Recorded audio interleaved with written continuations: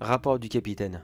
Enfin, le capitaine s'il est encore capable de dire quoi que ce soit. Non. Ici, le première classe. Joe Garden.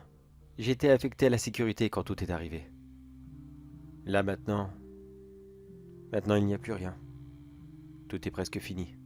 Quand j'y repense maintenant, c'est parti de quasiment rien. De une prudence. C'est ça. On a été trop prudent. On a voulu éviter le pire, et on s'y est mis nous-mêmes. Parfois des gestes simples, anodins, qui nous paraissent complètement nuls, et qui pourtant nous semblent être la bonne chose à faire. Eh bien, on ferait mieux de s'y abstenir, surtout dans cette situation. Ça a commencé il y a plusieurs mois maintenant. Nous étions au mois de janvier 2050 quand nous l'avons localisé. Quand je dis nous, c'est tout le monde, toute la Terre, toute l'humanité. Tout le monde avait les yeux rivés dessus. Cette créature qui restait là, à tourner en rond autour de Jupiter. Quand j'y pense maintenant, si cette chose serait restée secrète, peut-être qu'on aurait pu avoir une autre option. Peut-être qu'on n'aurait pas été obligé de faire tout cela. Mais enfin, on n'est plus en 2020. C'est fini maintenant. Monsieur et Madame tout le monde ne regardent plus les étoiles avec un banal télescope. Il faut que ce soit les modèles super performants dans ce moment. Non mais je vous jure, à quoi ça peut servir de vouloir regarder Pluton depuis son jardin? Je comprendrai jamais. Enfin, je dis ça, je suis pas mieux. Je suis là, dans ce vaisseau, complètement vide. Et je critique des gens qui sont restés sur Terre, qui regardent simplement dans les étoiles, alors que j'y suis, moi-même, dans les étoiles. Cette situation me fait dire vraiment des bêtises et ça commence à frapper sur la porte. Je pense pas qu'il m'ait entendu, mais je crois que le fait que la porte reste bloquée, ça va pas leur plaire. J'ai plus beaucoup de temps maintenant. Je vais quand même finir d'enregistrer ceci et je vais l'envoyer directement sur Terre. On verra bien s'ils arrivent à le recevoir.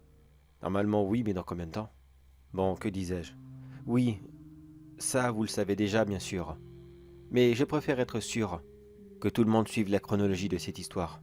Comme je le disais, cette chose qui tournait autour de Jupiter était à première vue une espèce de monstre tentaculaire un peu dégoûtant, comme un immense kraken en fait, un poulpe ou quelque chose dans le genre. C'est d'ailleurs comme ça que tout le monde l'a surnommé, le kraken de Jupiter. Qu'est-ce qu'il y faisait? Personne ne le savait. Il y avait eu tellement de théories. Un monstre provenu d'une lointaine planète qui arrivait à survivre au vide de l'espace, à son froid extrême, à sa chaleur étouffante quand il se retrouve face à une étoile, aux fortes radioactivités quand celle-ci le frappe de plein fouet. Tant de questions que personne n'avait la réponse. Et surtout, qu'est-ce qu'il faisait là-bas? Est-ce qu'il se nourrissait des tempêtes qui tournaient H24 sur cette planète? Ou alors peut-être du gaz? Jupiter est une géante gazeuse. Peut-être que c'est cela qui l'attirait. On était tellement loin du compte. La seule chose que tout le monde était sûr, c'était que cette créature, quoi qu'elle pouvait être, ce kraken, était visiblement intelligent. Il n'était pas arrivé ici tout seul.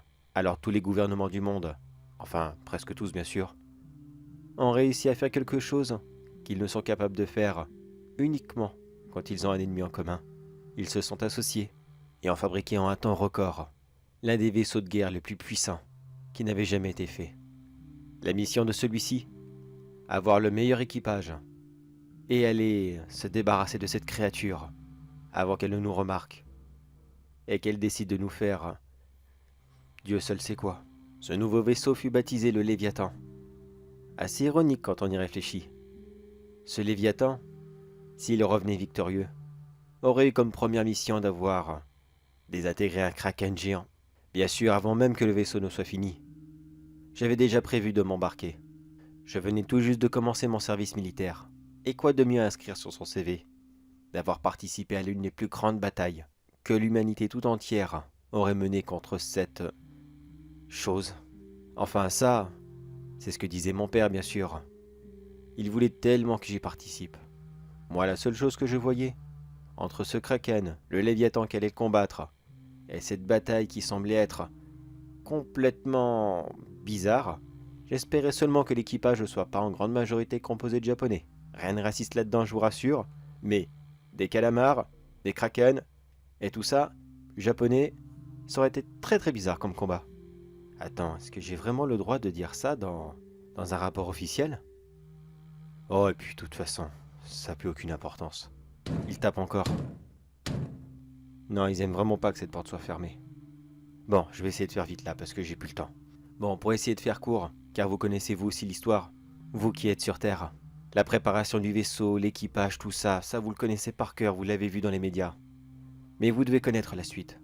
Quand nous sommes arrivés près de Jupiter, le commandant n'a pas attendu de faire des examens plus complets, des analyses avec nos scanners à longue distance, ou alors des intercepteurs qui auraient pu faire un vol de reconnaissance. Rien de cela. Il a mis plein gaz sur la créature, et dès qu'elle fut à portée de tir, il a directement ouvert le feu sur elle.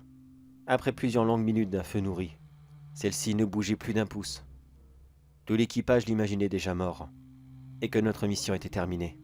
Mais il n'en fut rien. La créature a commencé à venir dans notre direction, tout lentement. Elle se fichait complètement des tirs qu'elle ne cessait de recevoir sur elle. Aucune arme, aussi bien balistique qu'énergétique, rien ne l'arrêtait, juste avant d'entrer en impact avec nous. Elle s'est retournée et a procédé comme un poulpe qui sauterait sur un crabe. Elle nous a attrapés avec ses immenses tentacules, et après nous avoir bien saisis, ce que je pourrais comparer à sa bouche, son bec, je ne sais quoi, a commencé à faire un énorme trou dans la coque de notre vaisseau. Non, je vous rassure, elle ne l'a pas dévoré. Même si, personnellement, j'aurais préféré. Tout ça aurait fini bien plus rapidement. Mais à la place de dents, une langue, de la salive, ou toute autre chose, c'est un groupe de créatures qui en est sorti. Ils avaient une forme légèrement humanoïde, juste plus petit que nous. Ils devaient faire 1m60, 50, et ils portaient ce qu'il ressemblait à une armure, ou quelque chose dans le genre. Ils étaient noirs scintinés, et les quelques rares d'entre nous qui ont ouvert le feu sur eux ont pu constater que nos armes étaient très peu efficaces sur eux. Les créatures se sont jetées sur nous les uns après les autres, nous déchiquetant sur place. Ils n'avaient pas d'armes à feu, ni même d'armes blanches. Ils utilisaient d'immenses griffes, aussi affûtées que des poignards, pour broyer la moindre personne qui avait le malheur de croiser leur chemin. J'aurais dû être avec les autres. J'aurais dû me battre et mourir avec eux s'il le fallait. Mais ce ne fut pas le cas. Non. À la dernière seconde, notre commandant, lâche comme il était, a demandé à plusieurs d'entre nous de l'escorter, sans nous dire à l'avance pourquoi. Moi et les autres, nous avons immédiatement pensé à se diriger au générateur du vaisseau ou quelque chose comme ça, pour provoquer une énorme explosion et se débarrasser de toutes ces choses. Non, non, pas du tout. Le commandant voulait juste qu'on l'escorte jusqu'aux nacelles de survie. Il est rentré à toute vitesse dans l'une d'entre elles. Et il s'est éjecté dans le vide de l'espace, direction la Terre. Ce lâche nous a tous abandonnés, alors que nous étions en plein combat. Oh mais je vous rassure, il n'a pas eu le temps d'aller où que ce soit. Un tentacule l'a très rapidement rattrapé au vol, et a broyé sa capsule sur place. Non, je sais, je devrais pas me réjouir de sa mort, mais quand vous voyez quelqu'un en qui vous aviez entièrement confiance s'enfuir et vous laisser là à votre sort, croyez-moi qu'à ce moment vous n'avez plus aucune empathie pour lui. Nous avons donc essayé de retourner sur le front, afin d'essayer d'aider nos amis. Mais nous avons été séparés après avoir rencontré l'une de leurs escouades. Et j'ai eu de la chance, beaucoup de chance même. Ils ont sauté sur l'un de mes camarades. Et celui-ci a eu comme réflexe d'activer sa ceinture de grenade, juste avant de mourir. L'explosion a été si forte que l'escouade entière de ces choses a volé en éclats. Ça et la section du vaisseau où nous nous trouvions. Une chance pour moi, j'ai eu le temps de m'accrocher, juste le temps que les portes par feu ne se mettent en place, et que le sas endommagé soit séparé du reste. J'ai suivi la procédure et je suis retourné à la passerelle. J'ai rapidement balayé toutes les fréquences radio, et quand personne ne m'a répondu, j'ai compris que soit Personne n'avait de radio à sa portée, ou alors ne pouvait me répondre, ou soit ils étaient déjà tous morts. Un équipage constitué de 2000 personnes a été massacré en seulement 10 minutes. Combien de créatures sont entrées? Je n'en ai aucune idée. Je le sais qu'ils sont encore là. Vous devez sûrement l'entendre, vous aussi. Ils frappent régulièrement à la porte. Ils essayent désespérément de rentrer maintenant. Ils sont visiblement très très curieux. Leur vaisseau est toujours bloqué au nôtre. L'un de ces immenses tentacules est actuellement accroché à l'observatoire, juste devant moi. C'est tellement moche, tellement hideux. Croyez-moi que là où ce que vous êtes, vous ne manquez absolument rien. Bon, je crois que j'ai tout dit. Mon rapport est terminé. Maintenant, il ne me reste plus qu'une seule chose à faire. Essayer de faire détruire ce vaisseau. Non, malheureusement, il n'a pas de système d'autodestruction, on n'est pas dans un film. Ça aurait été beaucoup trop dangereux. Quelqu'un aurait hacké le vaisseau à distance, et boum, il disparaissait. Non, je vais essayer de le faire se déplacer sur Jupiter, en ligne droite sur elle, pour le faire s'écraser. Il y a de très grandes chances que la créature s'échappe. Mais si je pousse cette manivelle à fond, parfait, ça fait exactement comme je voulais. Je vous commente mes dernières actions. J'ai poussé le réacteur à 150% de ses capacités. Même s'il ne touche pas Jupiter, d'ici quelques instants, il aura surchauffé. Et là, il va exploser. J'espère vraiment que cette créature ne se sauvera pas avant.